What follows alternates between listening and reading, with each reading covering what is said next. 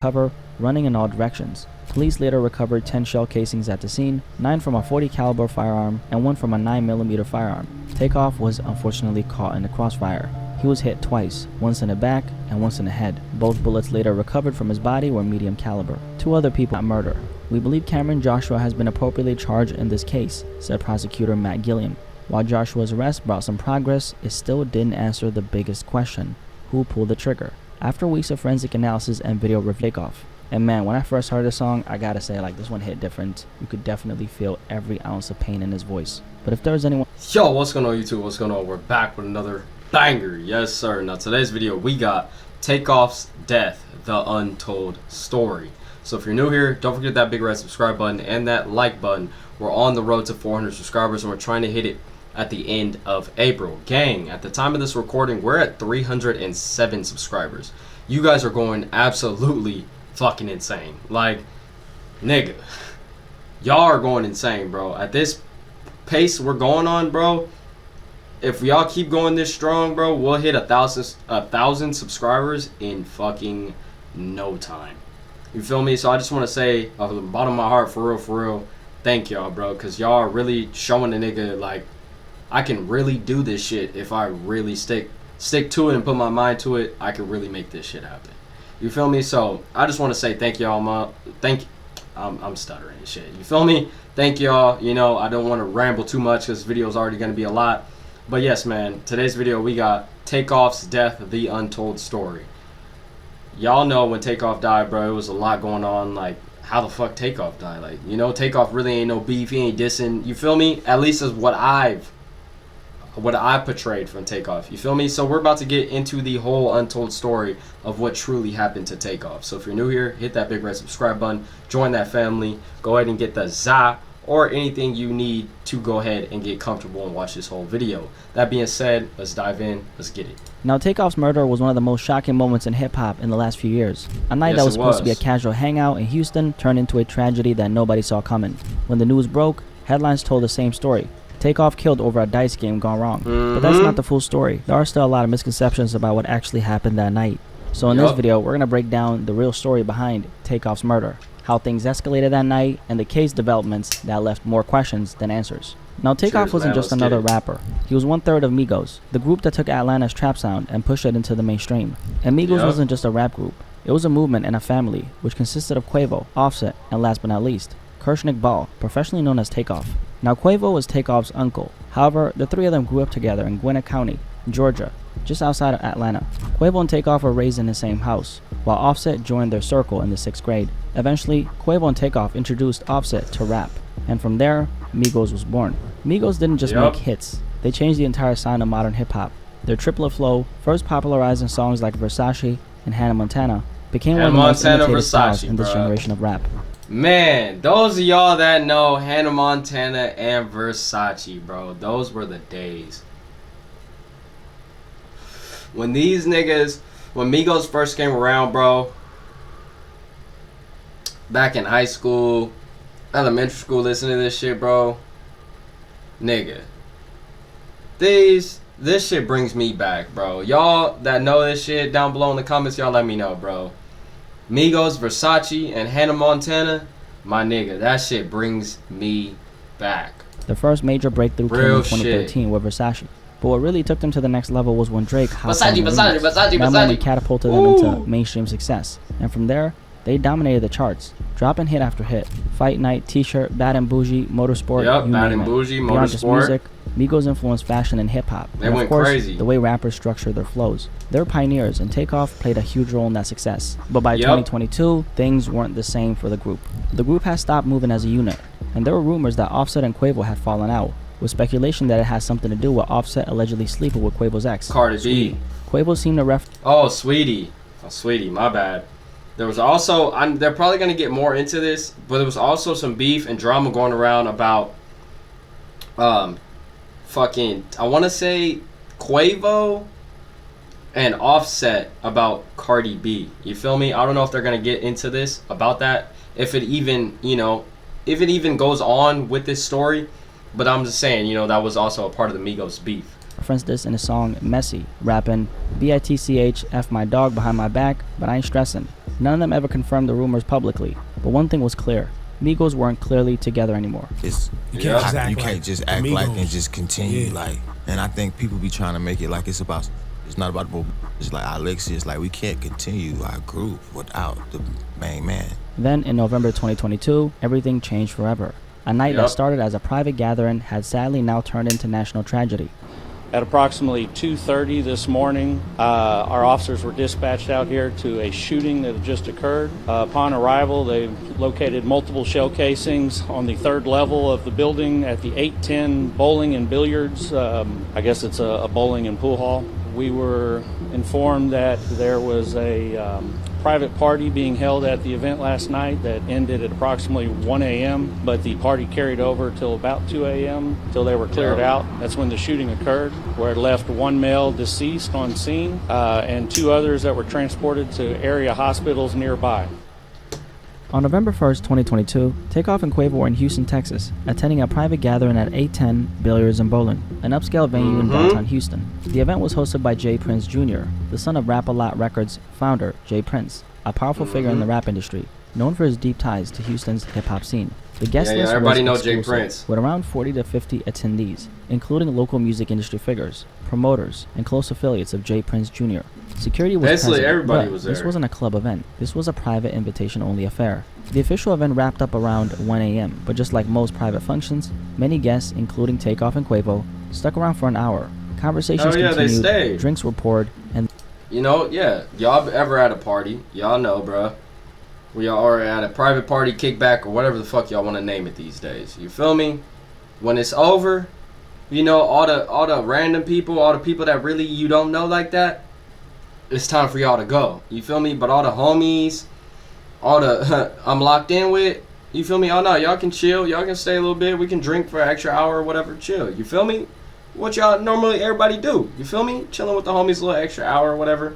Before you dip off, go home, gotta sleep, go to work next morning, you feel me? So this is normal. They say the extra hour, 30 minutes, you feel me, and then some fuck shit happen. But y'all know what I'm talking about. This is normal. The night carried on. It seems completely normal inside. so far, bro. By 2:30 a.m., the gathering spilled out onto the 3rd floor balcony area, which overlooked Houston's streets below. The mood seemed relaxed at first, but shortly after that, things took a deadly turn. As tension escalated, Quavo found himself face-to-face with multiple people, caught in a heated argument over a dice game where someone had lost a large amount of money. The situation grew more intense by another thing, how I'm gonna say this is all kind of fucked. You're at a private party, right? It's a private party, so they invited people that they knew on a list, private party. You feel me? Oh yeah, invite him. So most of these people were big known names, you feel me? Or at least had something going for themselves. You feel me? Because other than that, no random is going to be at this party. You feel me? Especially if you're not known by nobody, if nobody really know you that's up in the industry, you not get into this party. You feel me? So it's like whoever got into this party, they knew he had something going on for himself and end up shooting Takeoff because he lost the dice game, or I don't know, bro. Let's get into this. Second, surveillance footage later captured Quavo visibly frustrated, attempting to de-escalate the situation and walk away. I remember this but before video. he could leave, things escalated quickly. His last words before it all went left: "We don't play like that, bruh." Seconds later, gunfire erupted. At least 2 different weapons were fired. Chaos broke out as people scrambled for cover, running in all directions. Police later recovered 10 shell casings at the scene, 9 from a .40 caliber firearm and 1 from a 9mm firearm. Takeoff was unfortunately caught in the crossfire. He was hit twice, once in the back and once in the head. Both bullets later recovered from his body were medium caliber. 2 other people, a 23-year-old woman and a 24-year-old woman, were also shot and rushed to the hospital. At about 2:30 a.m., police eventually received a call about a shooting. At 12:10, bro, they shot him one time in the back and one time in the head. Either they were right in front of this nigga. No, actually, one time in the back and one time in the head. So either they knew, they seen who that was running, bro. Cause Takeoff had all his jewelry on, and so did Quavo. You feel me? They had all their jewelry on. Feel me? You gonna know who they are by hitting the light hitting their jewelry, and then you see their face. Oh shit, that's Quavo, Takeoff, Offset. That's Migos. You feel me? So that nigga probably heard shots and was like, oh fuck, I gotta get on, and was about to, you know, about taking off, and old boy saw who he was. My nigga shot him in the back and then shot him in the head. You feel me? If you gonna argue with Quavo, or you can say he thought it was Quavo, so that's who he was going for. But on, you know, in all honesty, this nigga probably just seen some dreads and a nigga with a chains on running, and he shot him in the back, shot him in the head, thinking it was Quavo, when all reality it was Takeoff. Who knows? You feel me? I'm just going off what I'm seeing so far and the theories that's coming in my head so far. San Jacinto Street in downtown Houston. When officers arrived, the scene was nearly empty. Most of the witnesses had already fled. Security was, however, present, but none of them saw who pulled the trigger. Takeoff was already pronounced dead at this point. With little immediate cooperation from witnesses, detectives had to rely on hard evidence to piece together what happened. Surveillance footage from the scene later revealed a Patrick Clark in the crowd, holding a gun in one hand and an object in the other. As the chaos unfolded, Clark was seen firing multiple rounds. Forensic analysis. I remember this. It wasn't even that the police found footage, bro. The internet went through, bro. If y'all remember when Takeoff first died, bro, the internet went crazy. I remember seeing the internet and posts about that nigga that shot Takeoff. You feel me? Posts of them saying, oh look, he's flashing a gun in this clip. Oh, he has a gun in this clip. You feel me? The internet was going crazy trying to figure out who shot Takeoff. You feel me? And the internet is the actual people that found Takeoff's murderer. If y'all want to be real, y'all can actually go back and see that the internet, there's plenty of clips still up, that the internet is the ones that actually found Takeoff's murderer. Determined that the shots fired by Clark aligned with the direction where Takeoff was standing. Clark was the only person visibly caught on surveillance, discharging a firearm in that direction. After firing those shots, Clark fled on foot, briefly ducking inside the House of Blues, before disappearing from the scene. With so many people refusing to come forward, Houston police publicly pleaded for anyone at the private gathering to share information. But despite the heavy media attention, over 30 witnesses remained silent. Right now, Houston police say they've got very few leads in the fatal shooting of rapper Takeoff, part of the group Migos. This morning, police are asking witnesses to come forward with any video or testimony they might have. But it's Atlanta, bro. No, they're not gonna snitch like that. Patrick Clark was already on their radar as a potential suspect, but they had yet to fully identify him. Investigators simply needed more leads, more evidence, and most importantly, cooperation from witnesses. But despite their efforts, over 30 people who had been at the scene decided to stay silent. Yeah, no one, because they didn't know what was going on, bro. Hold on. We're about to get into that right now. Creation. Nobody wanted. They didn't know what was going on. You feel me? And not only that, bro, like I said, it's a private party, bro. These are not regular civilians and shit like that. You feel me? So they all know if I say something, everybody gonna know who I am and what I said and snitched on who shot him. You feel me? But at the end of the day, you feel me, a lot of them have wives that went there and shit like that. You feel me? Probably sisters, cousins, whatever that went there. So it's just a lot going on with this so far, bro. We're only 5 minutes in out of a 19-minute video, bro. So we still have 14 minutes. Let's get it. Wanted to talk, whether out of fear, loyalty, or simply not wanting to be labeled a snitch. Nobody was willing to come forward. We've boiled it down to over 30 people that were standing outside the bowling alley. Homicide Division Sergeant Michael Burrows said, literally every single one of those people left the scene without giving a statement to police. We found a few of them that night. We found others since then. But it's important that those people come forward, Houston police said. With no cooperation from witnesses, police were left with one undeniable fact. Kirshner Kari Ball, known to the world as Takeoff, had just became the latest victim of gun violence. Takeoff's death shook the entire hip-hop community. I mean, fans were grieving, Atlanta was grieving, but nobody felt it more than the people who knew him the best. Offset was definitely hurting. You could see it in his eyes every time he spoke about Take. They built an empire together, and now 1/3 of Migos was gone forever. Quavo was also hurting, and in early 2023, he dropped a song called Without You, a heartbreaking tribute to Takeoff. And man, when I first heard this song, I gotta say, like, this one hit different. You could definitely feel every ounce of pain in his voice. But if there was anyone who felt this loss on a level deeper than anyone else, it was Takeoff's mother, Tatiana Davenport. For Tatiana, this wasn't just a tragedy. It was a failure of security, a failure of responsibility, and a failure to protect her son. In June 2023, she filed a wrongful death lawsuit against A10 Billiards and Bowling, the very establishment where Takeoff was killed. Her argument: this tragedy could have been prevented. The lawsuit claimed that the venue knew this event would attract celebrities, athletes, and high-profile guests. Yet, there was no proper security screening, no enforcement of after-hour rules, and no measures in place to prevent violence. And when tensions started rising that night, nothing. Yeah, I can definitely agree with the mom 100%, bro. 100%. Because you're telling me you're Jay Prince Jr., bro. Jay Prince is your father, my nigga. And you're saying a private party DM. You invite all these high-profile celebrities to your party and you do not up your security is actually fucking insane. I don't give a fuck if it's a private party and you think, oh, no one's gonna do no stupid shit. I know everybody. No, nigga. You're always supposed to have extra security moving like a president. You feel me? You should have had that bitch top to bottom. You should have hired police. You feel me? This is actually insane, bro, how this went down. Like, dead ass. Nothing was done to de-escalate the situation. Since Takeoff wasn't part of the argument, his mother believes his death could have been prevented if the venue had taken proper precautions. And this right here did raise an unsettling question. Was Takeoff's death something that could have been avoided? Or was this really just about being in the wrong place at the wrong time? Did a lack of security create this perfect storm for disaster? Either way, Tatiana wasn't gonna let things go unanswered. But long before Takeoff's mother took legal action, investigators were still deep in the process of building their case, piece by piece. With little information from witnesses, detectives had no choice but to rely on hard evidence to reconstruct what really happened that night. So they methodically pieced together the case using surveillance footage, cell phone videos, ballistic evidence, and through this process, police eventually identified two individuals connected to the crime scene.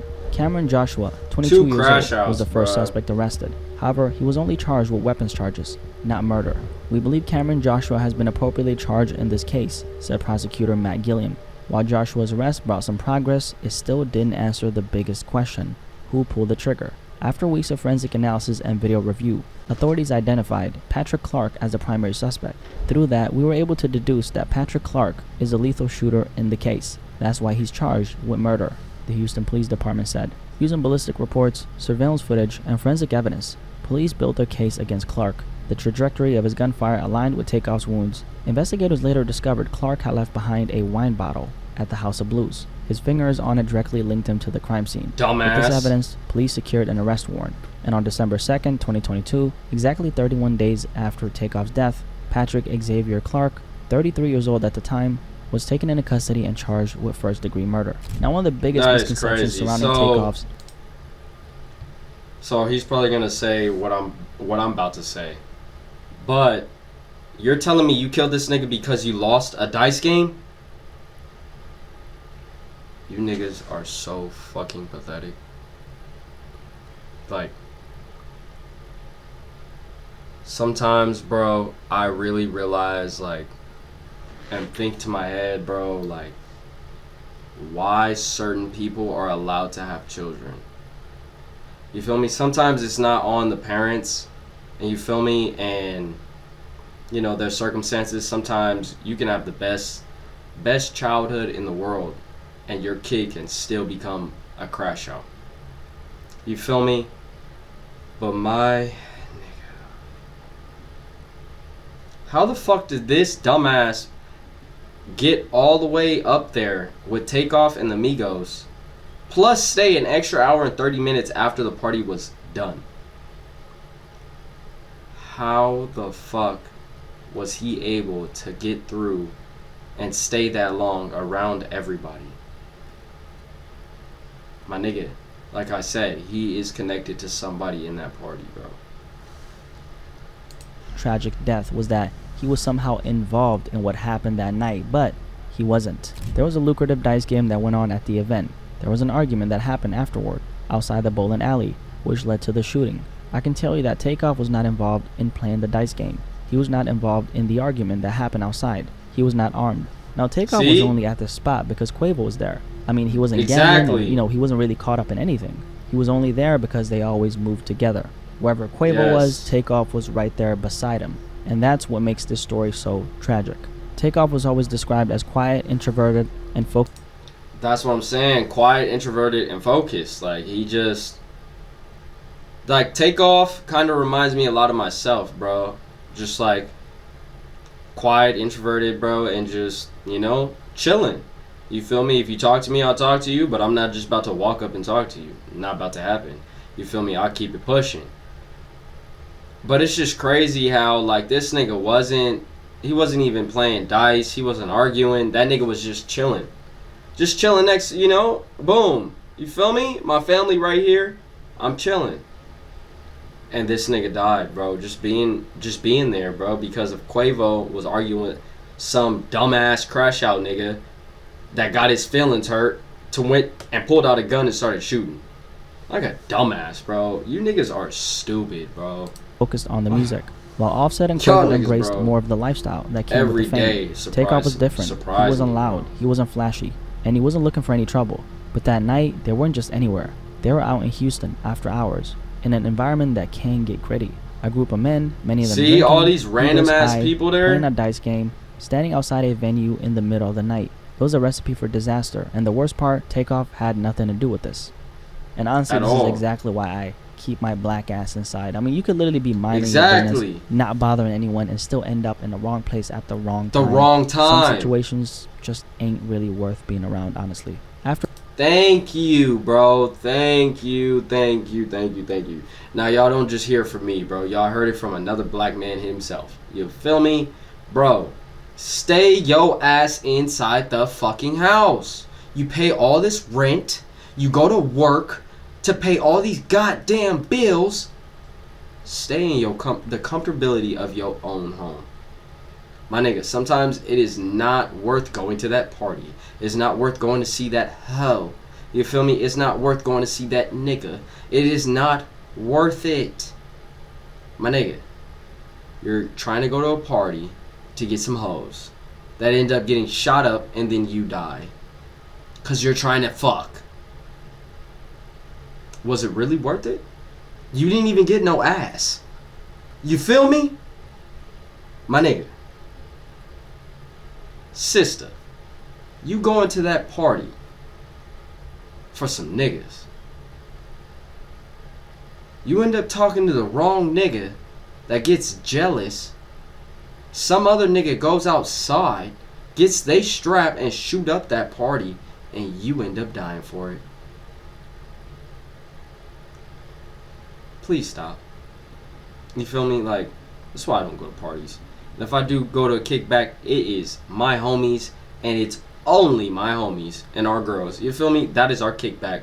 Nobody else is invited. You feel me? And my nigga, chill, bro. Going on these parties to get hugs, to try to smack some cheeks, to try to go get a nigga, to have fun. Get the fuck out of here. Stay alive. Stay smart. Get rich. Have a family. You feel me? Going to a party to try to get some hugs or a nigga, bro, and you end up dying for it is actually insane, bro. Stop. My nigga, stop. I get the party's there. Instead of rushing to go, actually think for a second. Wait a minute. What time is it right now? Who's at that party? How many people at that kickback? Nah, I'm chilling. I'm gonna stay inside today. I have a bad feeling. You feel me? Go with your gut feeling always, bro. Let's finish this shit off. For his arrest, Patrick Clark's bond was initially set at $2 million, but his attorneys pushed back hard, arguing that he couldn't afford it and was not a flight risk. Prosecutors, however, saw it differently. They pointed to court documents showing that Clark applied for an expedited passport to Mexico right after Takeoff's death. He also had a large amount of cash on him at the time of his arrest, raising concerns that he may have been planning to flee. Clark's attorneys fought hard to get his bond reduced to $300,000, arguing that he simply couldn't afford anything higher. But Judge Josh Hill wasn't buying it. The judge pointed out that Clark himself had previously made statements suggesting he had access to money, and on top of that, there were bail bond companies willing to take on a risk. So instead of the $2 million originally set, the judge lowered it to $1 million, but no further.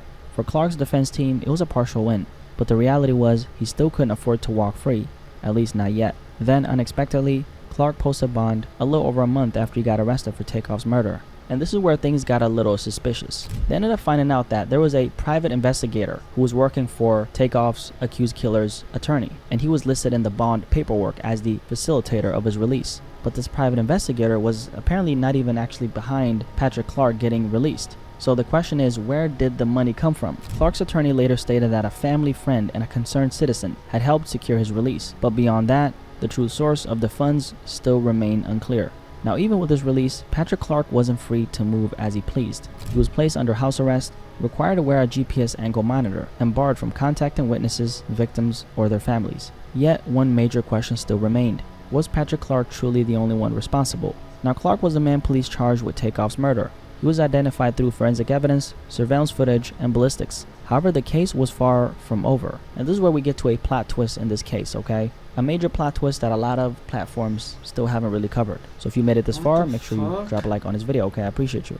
Because what I'm about to tell you changes everything, okay? Now, the plot twist is this. A Houston Forensic Science Center analyst who was reportedly involved in processing evidence in the Takeoff murder case was fired for mishandling DNA evidence in multiple cases. Documents reveal that this now former analyst allegedly committed serious evidence processing errors that might have affected several investigations, including Takeoff's murder. Forensic analyst Rochelle Austin was considered a witness in the case against Patrick Clark, a man who police believe is responsible for shooting and killing Grammy-nominated rapper Takeoff at a Houston bowling alley. State's DNA samples Austin processed had been switched in one instance.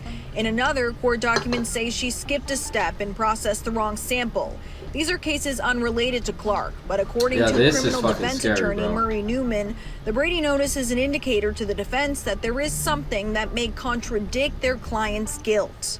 Just when the case against Patrick Clark seemed airtight, this happened. This forensic analyst at the Houston Forensic Science Center was now at the center of this controversy. And she actually ended up getting fired for this. Now, this isn't just speculation, this is on record. The Harris County District Attorney's Office filed what's called a Brady Notice, a legal document that requires them to inform Patrick Clark's defense team about the termination of this forensic analyst and any issues that could affect a fair trial. Now, they said that the reason for her termination was lack of quality work, among other serious Don't tell me that this nigga is going to get away with murder, bro.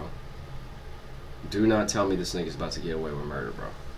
Concerns. She all apparently because switched some DNA other samples bitch. in one case, and she also skipped a step and processed the wrong sample in another. While these specific errors were reportedly in other cases, the fact still remains. This forensic analyst was apparently involved in the Takeoff investigation. So now the biggest question is, how much of a role did she actually play? Because if there's even a slight chance that any of her work touched the forensic evidence in this case, it could change everything. And that's exactly what Takeoff's accused killer's defense team is not questioning. This is something of concern for us, and we will be investigating it to see exactly how it affects our client's case, Patrick Clark's attorney said. Now, let's not forget, the entire reason Patrick Clark was arrested wasn't just forensic evidence. It was a combination of forensic analysis, surveillance footage, and ballistics. And like we talked about, he was caught on surveillance footage holding a gun and firing shots the night Takeoff was killed. They also said he left a wine bottle behind, and that his fingerprints on that bottle linked him to the crime scene. But now, with this forensic analyst's credibility completely in question, the defense has a major opening to challenge how the forensic evidence in this case was handled. And according to a criminal defense attorney, whose name is Murray Newman, who's not involved in this particular case but spoke on the forensic mishandling issue, this is apparently a huge problem for the prosecution. Since she did mess up, they can never put her on a stand again, and the defense attorney would eat her alive, he said. So what exactly does all this mean? Well, if the forensic evidence is compromised in any way, it could weaken the entire case against Takeoff's accused killer. That's and what even I'm if saying. one inconsistency is found in how the DNA was processed, this could actually be enough for Patrick Clark's defense team to challenge the charges, meaning Takeoff's alleged killer could walk free. After posting bond in early 2023, Patrick Clark was placed on house arrest with a GPS monitor strapped to his ankle and was required to surrender his passport as part of his bond conditions. For months, this was his reality, but then in November 2023, the case took another unexpected turn. A judge ruled to remove his house arrest and GPS monitoring restrictions, this is insane, meaning Clark was no longer confined to his home. However, that didn't mean he was completely free. He was still required to follow strict legal conditions, a nightly curfew from 7 p.m. to 7 a.m. You think he following that contacting shit? witnesses, victims, or Takeoff's family, required to appear in court whenever scheduled. But here's the thing, since that last legal update in November 2023, there hasn't been any official word on his current status. Is Clark still out on bond? Have new restrictions been placed on him?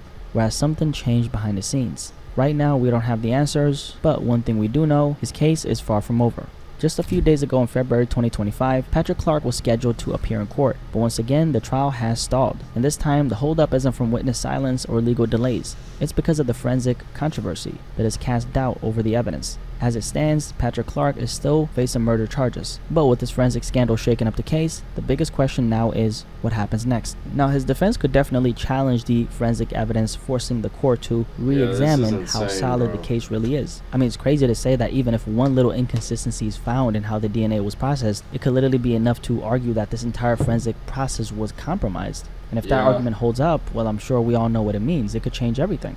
But regardless of what happens in the courtroom, one thing will never change. Takeoff is gone. His family, friends, and fans still want justice. They don't want another case where the system fails to hold the right people accountable. And honestly, it makes you wonder, will Takeoff actually ever get the justice he deserves? From the moment Takeoff was killed, the public image was fed a simple story, a dice game gone wrong. But as we've broken down in this video, the reality runs much deeper. Takeoff wasn't gambling. He wasn't even supposed to be there. Yet here we are, years later, and his case is still tangled in delays, unanswered questions, and now a forensic scandal that could change everything.